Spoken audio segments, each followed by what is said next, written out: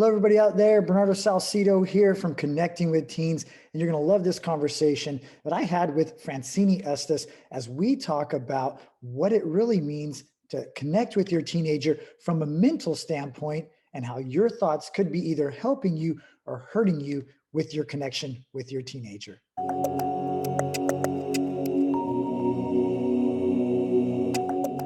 So again, thank you for joining me. I really appreciate that and love your approach.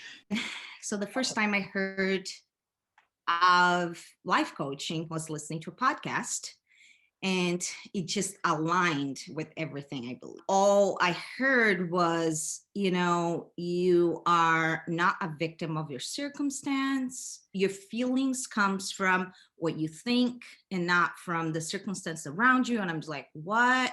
Tell me more, Actually decided to do two things. I decided to go back to college and get a certification. Now I want to get a master's in marriage and family relation studies. And then I decided to also do and get my certification. What do you try to emphasize with your parents?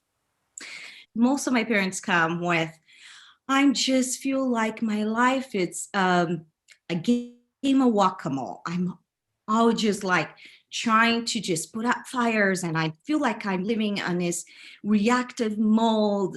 The main thing that I teach them, that what I believe in, it's how to manage your mind and your emotions. You can think, what's wrong with my child? He shouldn't say these things. Or you can switch and say, of course he's gonna say those things. He's a child. Now what? Right? And then you go and you empowered with an emotion like of confidence. And it's not so much depending on what's happening outside of you. Fantastic, especially from a parent perspective. And you mentioned controlling their thoughts. What are a couple of ways that you help parents, or you say, this is how we can control this thought before we react with a lot of emotion? Most of the time, we're not even aware of what we're thinking. We're just going, and that is the thing. We're going to automatic, like what we have been doing for so long. And so I said to them, okay, when the circumstance, whatever it is, happens, just take the time and think about what you're thinking. Just think about it. Okay, he's doing that. And what am I thinking about this? He shouldn't do this. Oh my goodness, now his life is ruined. Oh no, if you keep doing this, he's not gonna have a future.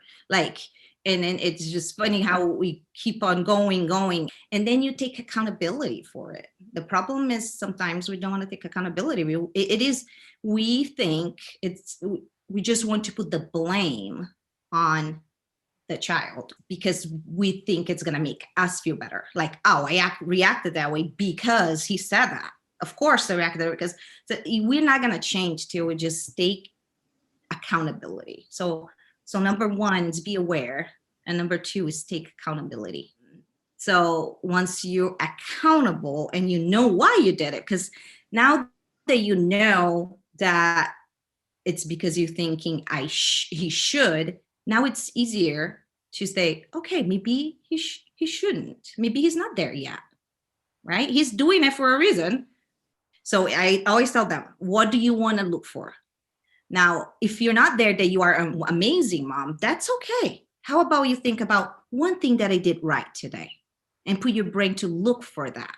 I love what you were talking about with you find what you're looking for, and how I twist it, working with the parents that I do and trying to provide advice from my perspective and just helping them connect is right along the lines of what you're saying. And what you're looking for in your teenager is going to be what you find as well. If they're always in trouble, if they're always doing something bad, there's probably some really good things that they're doing good, and finding what that really is and focusing on that. And eventually you'll start to see more of it as you praise it, as you talk to them about those good qualities.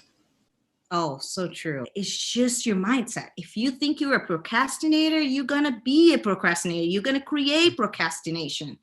If you think you're a bad parent, you will be a bad parent. You're just going to make sure that you're going to create that. So you never know what you're going to get. But having the right mindset in that IEP or with your teen whenever they come home is huge. So Mhm. you can approach the situation in a right way. Yeah. Yeah. So yeah, that's a little bit of what I do. And I love children. I actually love people and I love watching people's behavior. That's the reason I do what I do. But yeah, at the end of the day, the children, it's what moved me to do this. And yeah. Sounds like we're in it for the same reason. Thank you so much for watching. And remember, here are some ways that you can help support our efforts here at Connecting with Teens.